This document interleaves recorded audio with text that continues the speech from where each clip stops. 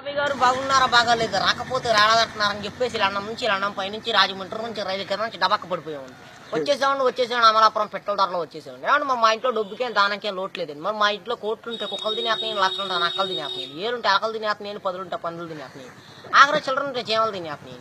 మరి మా ఇంట్లో భోజనాలు పెడతామంటే వంకాయ తింటే వంగిపోతున్నారండి, బేకాయ తింటే బీసిపోతున్నారండి, చిక్కుడే కూర తింటే చిక్కుపోతున్నారని, ములక్కాయ తింటే ముదిరిపోతున్నారండి, గోంగూర తింటే గోక్కున్నారని, పొట్లకాయ తింటే పొట్టొస్తుందని చెప్పేసి లడాసారి లడాపప్పు ఎండ్రేసి కిసనాలు పోసి పెట్టేవాళ్ళు. మరి తిన్నాక బాగానే ఉన్నారని ముగ్గురేళ్ళు మంతానికి కలుసుకున్నారండి. మరి పొద్దున్న అమెరికా వాళ్ళు వచ్చి నన్ను పాకిస్తాన్తో యుద్ధం చేయమని చెప్పి నాకు ₹6 అడ్వాన్స్ ఇచ్చారు.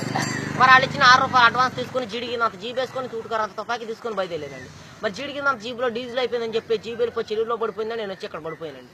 మరి మాకు ఇచ్చే మామూలు మాకు ఇచ్చేస్తే పాకిస్తాన్తో యుద్ధాన్ని బయలుదేరుతాను.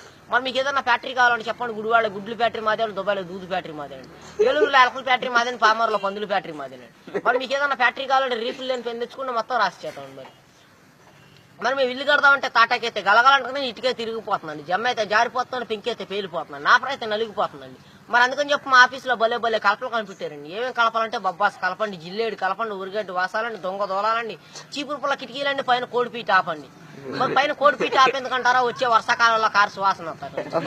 మరి మా ఇంట్లో పెళ్లి భోజనాలు చెప్పుకుని ఎక్కువ జనం రారు కానీ కోడిపీ సువాసన అని చెప్తూ ఊరంతా వచ్చి కూర్చుంటారండి. మరి మా ఇంట్లో కేజీ బంగారం ఉంటే కుక్క నాకిందని చెప్పి చెత్తకుప్పలో పడేసేవాడిని, కోడి పిల్లలు నూకల్లాకి ఎట్లా వచ్చేవాడిని. ఏమండి సార్ తప్పుకోండి సార్, మా గన్ను పేలిపోతున్నాను, ముందు 3 కిలోమీటర్లు వెనక్కి 7 కిలోమీటర్లు వెళ్ళి. మరి ఆపు చేయమంటారు, మూసేయమంటారు. ఆపు చేస్తే 6,000 మూసేస్తే 3,000, పక్క తప్పితే 10,000. మరి మా గన్నుకు లైసెన్స్ లేదండి, కాలిస్తే కేసు లేదండి. మరి మా గన్నులో ఇప్పుడు బుల్లెట్లు పెడితే అర్ధరాత్రి 12 గంటల పేలితే